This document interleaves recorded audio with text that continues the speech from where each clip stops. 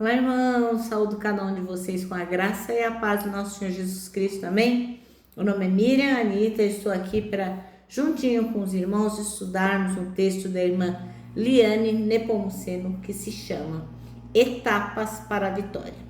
Esse texto foi escrito para o Manancial, que é um devocional que tem uma meditação diária para a gente, baseada na Bíblia, que é a palavra de Deus. E o objetivo do Manancial é inspirar, exortar e edificar. Ele é produzido pela União Feminina Missionária Batista do Brasil. Então, como não fui eu quem escrevi, eu não escrevi uma linha sequer do que a gente vai ler, o que eu vou fazer? Vou contar para os irmãos aquilo que eu entendi, tá bom? Isso esclarecido, vamos orar e pedir ao Senhor que nos abençoe. Senhor Jesus, nós pedimos que Tu possas nos ensinar aquilo que realmente fará diferença na nossa vida, aquilo que fará diferença na vida dos nossos irmãos. Que nós possamos aprender de Ti as verdades eternas e compartilhá-las. Em Teu nome que oramos. Amém. Bom, irmãos, então vamos lá. Nosso texto bíblico está em 1 Samuel 1 até o 28, que na verdade é todo o capítulo 1. Então vamos lá, 1 Samuel capítulo 1. Havia um homem chamado Eucana, que vivia em Ramá, na região de Zuf, na região montanhosa de Efraim. Era filho de Jeroão, filho de Eliú, filho de Tou, filho de Zuf e de Efraim. Eucana tinha duas esposas. A primeira se chamava Ana e a segunda Penina. Penina tinha filhos, Ana, porém, não os tinha. Todos os anos, Eucana subia da sua cidade até Siló para adorar o Senhor dos Exércitos e oferecer sacrifícios a ele. Nesse tempo, os sacerdotes do Senhor eram Ofni e Finéias, os dois filhos de Eli. Quando Eucana apresentava seu sacrifício, dava porções de carne à sua esposa Penina e cada um dos filhos e filhas dela.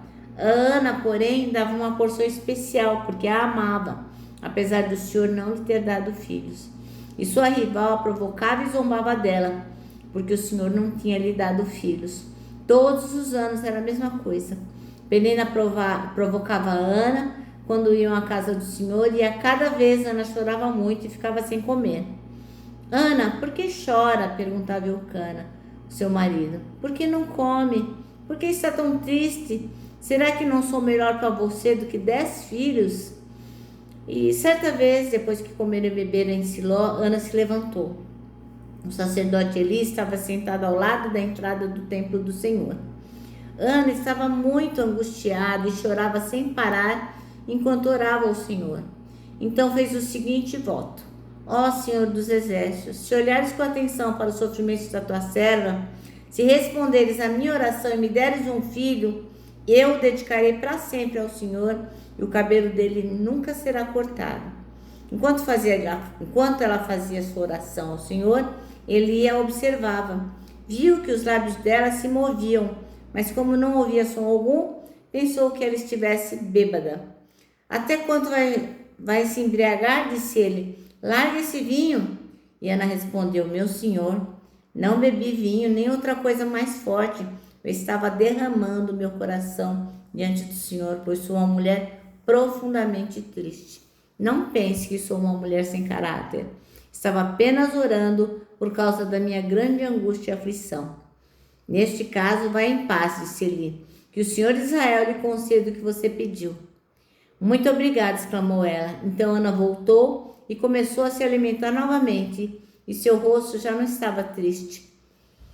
Na manhã seguinte, a família toda se levantou bem cedo e foi adorar o Senhor novamente. Depois voltaram para casa em Ramá. Eucana teve relações com Ana e o Senhor se lembrou dela. No devido tempo, Ana engravidou e teve um filho. Ela lhe deu o nome de Samuel e disse: Eu o pedi ao Senhor. No ano seguinte, Eucana e sua família fizeram a viagem anual para oferecer sacrifícios ao Senhor e cumprir seu voto. Ana, porém, não foi. Vamos esperar até o menino ser desmamado, disse ela ao marido. Então levarei o Senhor e o deixarei lá para sempre. Faça como lhe parecer melhor, respondeu Eucana. Fique aqui até ele desmamar e que o Senhor a ajude a cumprir sua promessa. Então ela ficou em casa e cuidou do seu filho até desmamá-lo. Quando o menino foi desmamado, Ana o levou à casa do Senhor em Siló, embora ele ainda fosse pequeno. Também levou um novilho de 3 anos para o sacrifício, um cesto de farinha e uma vasilha de couro cheia de vinho.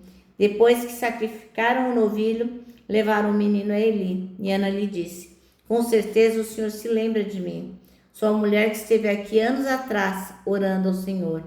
Pedi ao Senhor que me desse esse menino, e o Senhor atendeu ao meu pedido. Agora eu o dedico ao Senhor, por toda a sua vida ele pertencerá ao Senhor. E ali adoraram ao Senhor. Amém? Ai, é tão triste, né? Quer dizer, é tão linda essa história, mas tão triste pensar que a Ana deixou o filho dela lá no templo para sempre, né? Para ser cuidado pelo profeta. Porque pra gente é difícil de compreender isso, né? Mas foi um voto, né? Ela prometeu isso ao Senhor e ela teve que cumprir. Então, o nosso texto chama-se Etapas para a Vitória. E o versículo escolhido é o 27, que diz: era este menino que eu pedia, e o Senhor concedeu o meu pedido. Bom, o texto vai narrar o quê? A história de Ana, né? Que queria muito, muito, muito ser mãe. Mesmo sabendo que ela era privada do sonho dela, ela era uma mulher forte, corajosa, resiliente. Você viu? Ela sempre orava, ela pedia ao Senhor, né, que realizasse o sonho dela. Era uma mulher maravilhosa, extraordinária. E o nome dela significa como a forma como Deus agia na sua vida, graça e compaixão. Bem, a gente também passa no nosso dia a dia por muitos sofrimentos, né? O nosso cotidiano é marcado por muitas Anas. Algumas pessoas, algumas mulheres, algumas pessoas têm o desejo de engravidar, outras desejam que o filho que morreu volte à vida, enfim, outros querem que o filho possam ter a oportunidade de viver, né? De ter vida em Jesus Cristo, que possa viver espiritualmente, né? Outras pessoas têm sonhos, outras têm conquistas que nunca chegam. E o que a gente pode aprender com Ana, né? A gente pode entender que Ana foi movida pela fé. E ela ensina a gente aqui a ter fé também. Ter fé e acreditar que todas as coisas Deus pode tomar conta, todas as coisas Deus pode direcionar.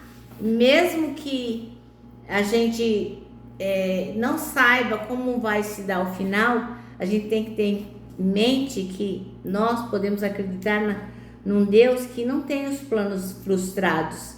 E Ele mergulha no sobrenatural e Ele faz com que a gente não desista, né? Então foi isso que a Ana nos ensinou, né? Movida pela fé, ela nos ensina a ter muita fé e temos que acreditar que nada, né? Que Deus pode todas as coisas e que não tem nada que possa impedi-lo de agir.